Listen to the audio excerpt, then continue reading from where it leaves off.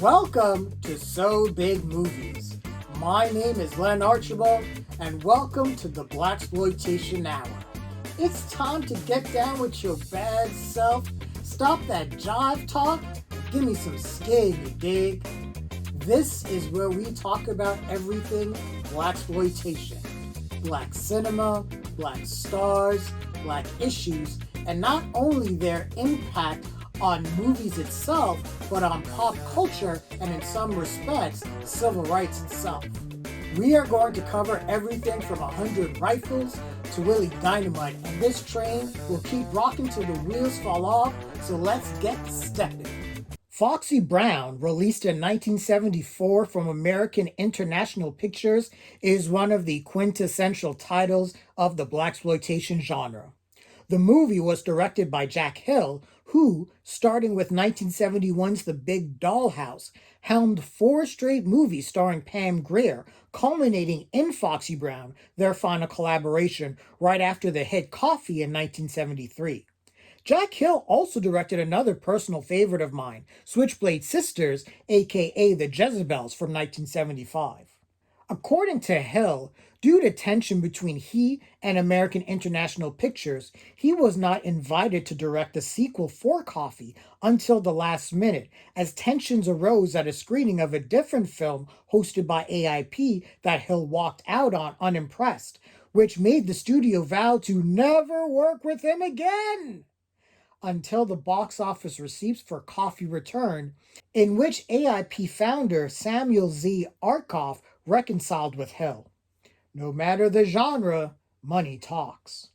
Foxy Brown was originally intended to be a sequel to Coffee, with the working title Burn Coffee Burn, but for whatever reason, AIP decided at the last minute it did not want to do a sequel, which prevented a rewrite of the script to establish Foxy Brown having a different occupation than Coffee.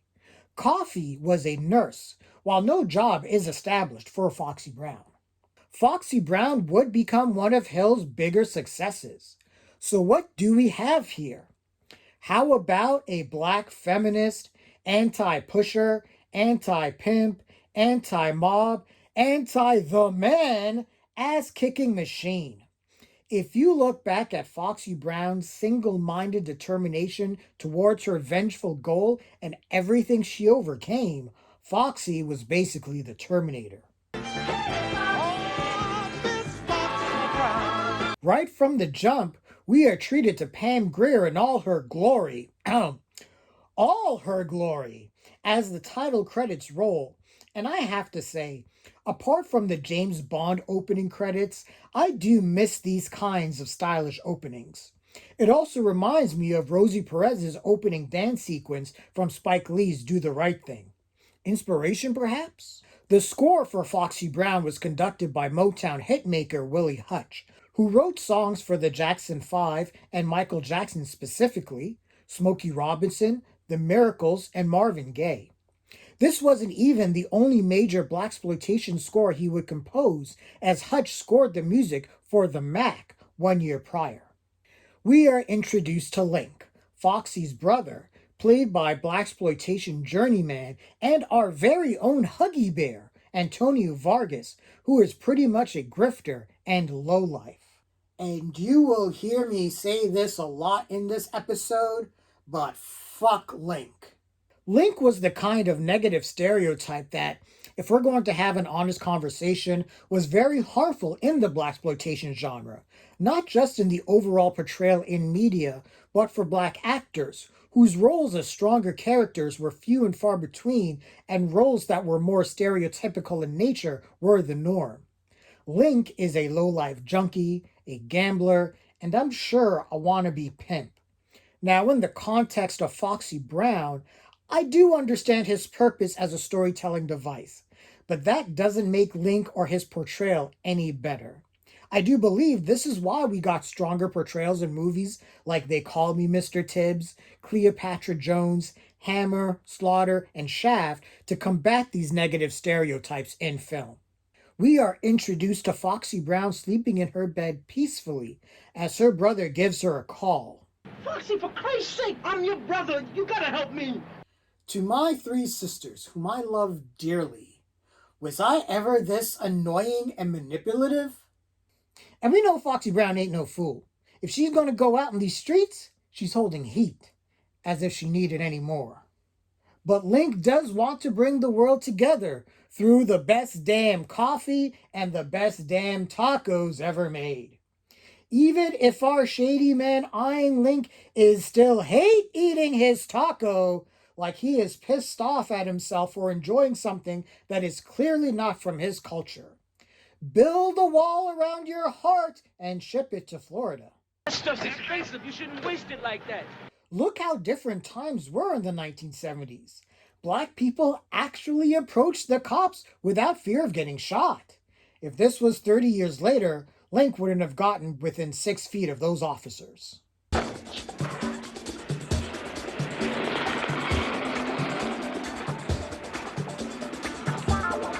And the chase music begins.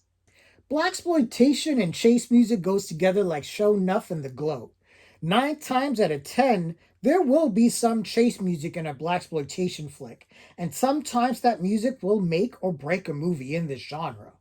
Thankfully, Willie Hutch is awesome, finding a perfect balance of waka chaka waka chaka waka chaka, drums, and orchestral arrangement. I am all up for what this cat is putting down. Yes, I have bookmarked 5 different sites listing every 1970s slang term, and you damn right I'm gonna use them all.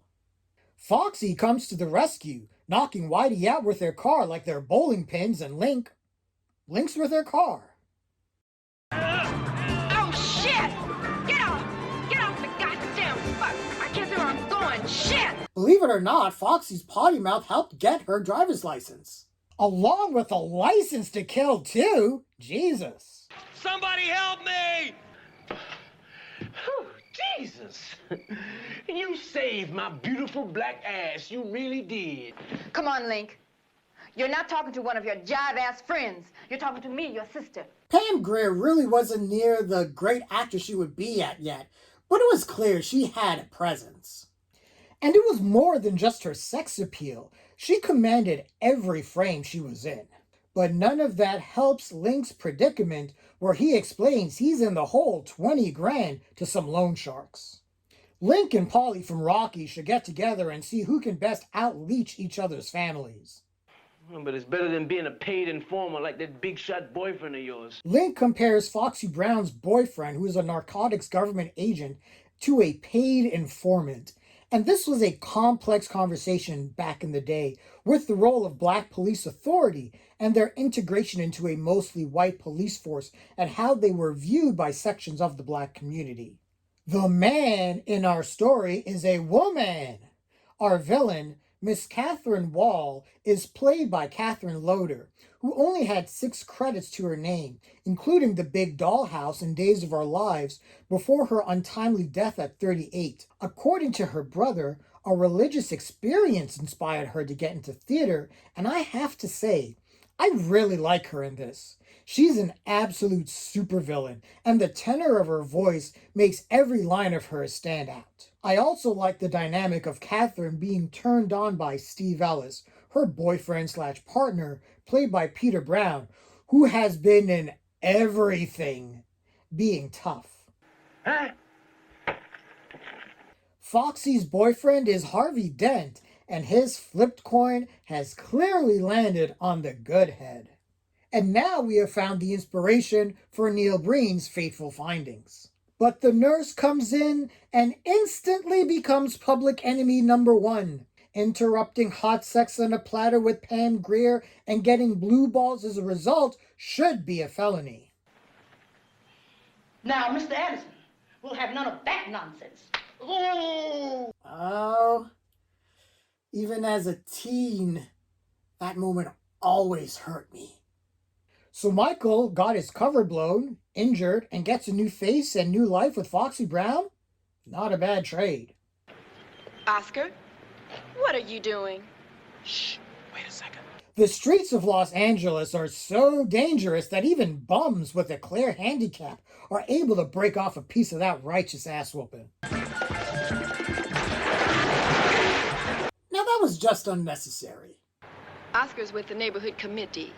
Yeah, what kind of committee? The Anti-Slavery Committee. We're in the process of abolishing what we call new slavery. That's the slavery of hard dope, man. You dig? One of the major themes of a lot of blaxploitation films is the awareness of drugs and prostitution in the black community and their negative impact, which was a hot-button issue.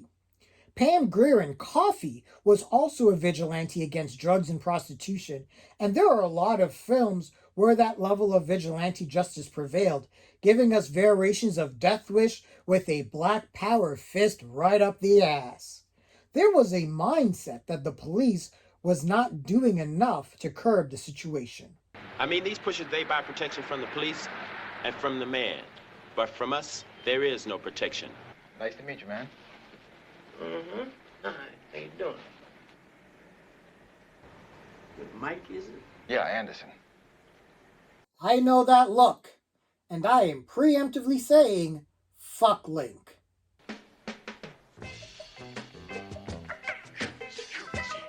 Now that cock-blocking nurse is not around, Foxy and Michael can get their coochie on.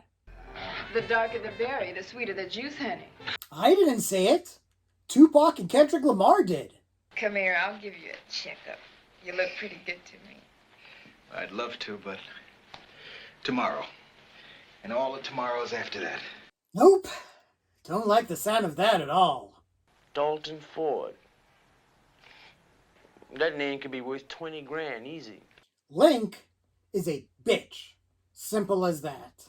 And by the power of drawing one line on a picture, Link is able to figure out the identity of someone who went through plastic surgery. Castor Troy would not have stood a chance. Didn't you tell me you took care of Ford? I did, honest. I zapped him between the blades. He fell just like in the movies. I think Miss Catherine needs to reevaluate her hiring methods for goons. Don't go to a movie. I've always laughed at that line. But Foxy can't get foxy until her man bites the dust.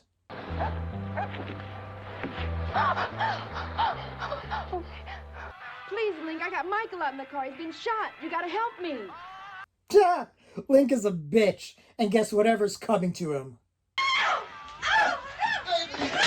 You think you're back in with those people, but they gotta stick a dynamite up your ass and the fuse is burning. You understand me? Who does she think she is? Whoa, that's my sister, baby. And she's a whole lot of woman. Probably the only honest thing he will say in this movie. Foxy had so many looks in this movie, and each one is memorable. Now, Miss Catherine, let's cut all the bull. Now, I've come here for one reason only. This is where the money's at. You tell me who you want done, and I'll do the hell out of him. I like the first interaction between Foxy and Miss Catherine, with them sizing each other up. Why is that dress so tight on you? I thought I told you to lose 5 pounds. Damn. Miss Catherine fat-shaming a 100-pound prostitute just because Steve winked at her is nuts. No, seriously, how many wardrobe changes does Foxy Brown have? The answer is actually 14, designed by Ruthie West, who is also the stylist for the Jackson 5, Thelma Houston, Bobby Gentry, the Curtis Brothers, and Sisters Love, among others. At first, Jack Hill was apprehensive of all the wardrobe changes and thought they would date the movie, but he had since softened his stance and now recognizes Foxy's wardrobe as iconic and integral to the blaxploitation genre. Mama! This movie gets real with Claudia, her husband, and her kids showing up, and then her just taking pills to numb herself. Seriously, things are getting a little dark here. Good. You're the kind of counselor I like in my courtroom. Foxy Brown making a political statement with the judges? No. Foxy and Claudia, the other prostitute, showing their strength and outsmarting the judge? No. But then things get super dark again when Claudia snaps. I mean, I ain't never gonna see little Jason again. I'm a man neither. Ugh. I hate it when my blaxploitation movies tackle serious issues, Get back to the dick slapping. This movie is a really grimy exploration of street life. When I first saw this scene as a kid, I was like, wow, a bar just for girls. That's cool. I was a dumb child. Before you start talking tough, I better warn you, I got a black belt in karate. So why don't you get out of here quietly? You still got some teeth left in that ugly face.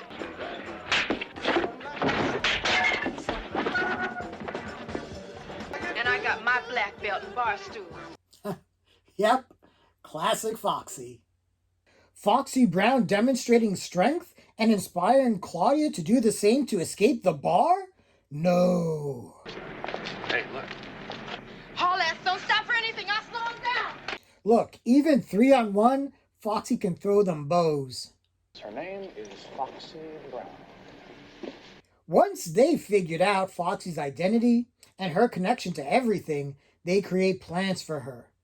But they don't understand why Link would finger his sister's lover. Well, maybe those people just don't believe in family loyalty, Eddie. This is what you've created, Link. Give her a shot of heroin and send her out to the ranch. Why does hillbilly music always sound like someone is chewing on a rubber band ball? White people drugging black people to sell them into slavery? Including her being captured by a whip? That's not a statement. Even the rape scene was not gratuitous and was more implied than shown, thank goodness. But one thing we must know is that Foxy Brown is never helpless. She always has ingenuity and is absolutely focused on her goal, even when she's smacked on heroin. Get away from there, you. Ow. Ah! I can't see! This is gasoline! Jesus!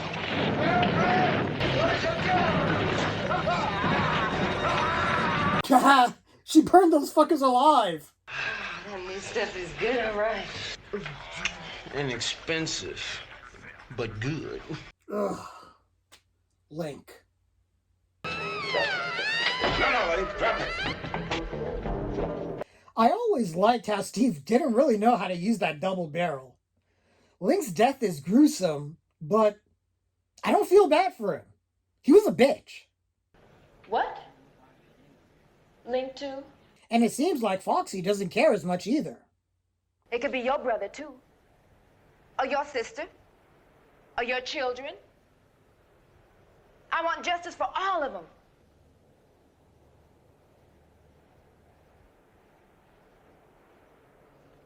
Black Power rising. So many ride-ons in this moment. Every Soul Train has left the station on their way to the state of revolution. She nods like she understands what I'm talking about. Sig hate sighting. Fuck yeah. Get this dusky young lady whatever it is she needs to quench her magnificent thirst. You ain't never been up before? Oh, that's a tragedy of the greatest dimension. Sid Haig is just one of the coolest motherfuckers on the planet.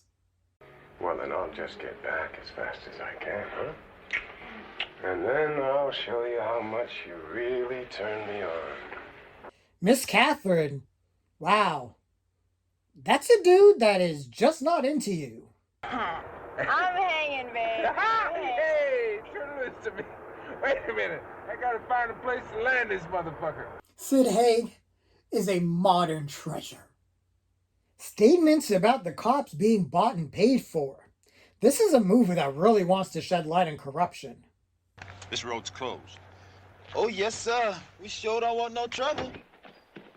Way too easy, yeah. I wonder how that would work today. How Foxy figured out how to navigate the plane? Who cares? And the chase music is on. Huh. Who ordered the saltine smoothie? It's the reverse ending of Get Out! He's ready, sister. No, you... Castration. The real whitewashing. I brought it for you, Miss Pimp. Like I said, it's a present from your boyfriend. Yeah, films of the 1970s use the F word as much as the N word. Different times.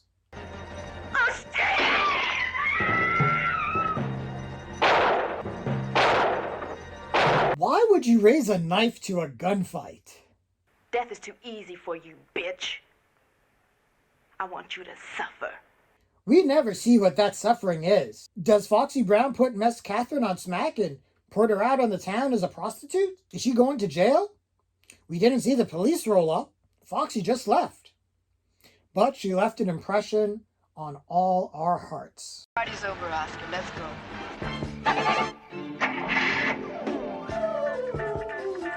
Foxy Brown became a staple of the Blaxploitation genre, 1970s cinema, and has been embraced by feminists who view her as not only someone who characterizes femininity, but fearlessness and ability to exact retribution on men who challenge her. Foxy Brown was a commercial success, bringing in nearly $2.5 million on a budget of $500,000. The film opened to mixed reviews, from those who compared the film to Hills and Grier's previous collaboration Coffee, believing it to be derivative of the Blaxploitation genre, and believed the film was shamelessly exploiting Grier's body. Despite all that, Foxy Brown's status as a pop culture icon grew in stature, and the movie rose to one of the more popular titles in the genre. Proof that sometimes critics don't always have a finger on the pulse of the movie-going public. Didn't help that 99% of those critics were white men. Foxy Brown, the film, and the character herself has directly influenced or had been referenced in multiple films in subsequent years, including Girl 6, Undercover Brother, and Austin Powers' Goldmember. Quentin Tarantino's Jackie Brown, which stars Grier in the title role, is in fact an homage to Foxy Brown. Foxy Brown is notable as one of the first Blaxploitation films to provide a portrayal of a strong and independent woman. Until Grier, women often existed exclusively to support their men for a small part of the film. Additionally, Foxy Brown and the preceding film Coffee are unique for their establishment of pushers and pimps as villains. Before these films, the Blaxploitation genre often espoused empathy for the social positions of such individuals. Pam Grier as Foxy Brown redefined the African American beauty, sexuality, and womanhood, which led to the diversification of African American actresses on screen. The image of Foxy in an evening gown well equipped with a gun is a visual representation of the idea that one does not need to be masculine to have power. Female power, according to Grier, is very different from male power, and a woman should always maintain it. So here's how I would rate Foxy Brown, out of 5 fists. Story, 4 out of 5 fists. I just dig everything Foxy Brown. I dig everything about Pam Grier, and it was clear by this point she was a star. I also believe Foxy Brown is underrated in the Blaxploitation genre for some mature and complex themes and issues it tackles. Filmmaking, I give 3 out of 5. No, Foxy Brown isn't the Godfather, but Jack Hill and his team is at the least competent, and it is easy to get invested in our hero, and if the craft of the movie failed, the movie itself would not work in general, but we do have a decently made film here. The soundtrack, I give 4 out of 5. This is Willie Hutch, right after scoring the Mac. This is a great, memorable score, complete with some catchy tunes, and that opening credits number with Pam Grier dancing is iconic. Black Power, I give 4 out of 5 fists. And most of that goes to Foxy Brown herself as a positive portrayal of a strong black woman doing what she can do to clean up the streets. But an extra fist does go to the inclusion of the Panther-inspired neighborhood community. Negative stereotypes. Let me briefly explain how this works. The more negative stereotypes there is in a movie, the less fists I will give for the ranking. So there are 2 fists that I would rank in terms of negative stereotypes out of 5, and that is all for Link, that bitch. He got what was coming to him. Now for influence, I give this 5 out of 5 Black Power fists. Come on, people. This is Foxy fucking Brown. She's one of the most influential and recognizable female characters in movies. It's Pam Grier. It's Willie Hutch on the soundtrack. We still talk about this movie, and it's still being discovered by new generations. This movie isn't going anywhere anytime soon. Overall fun factor, I also give 5 out of 5 fists. This is comfort food for me. I discovered this movie right before high school, and it still has a profound place in my heart. Every time I watch Foxy Brown, I smile a little. Hoochie coochie. Well, that was a fun and great way to start off the Blaxploitation Hour. And it wasn't even an hour. This is clearly not running on Black people time. If you like this episode, leave a comment. Don't forget to like all the videos on the channel, hit that subscribe button, and smash that notifications icon so you can get notifications of future videos. Till next time, ride on. Clean a body, clean a mind. Then a body Jesus will find.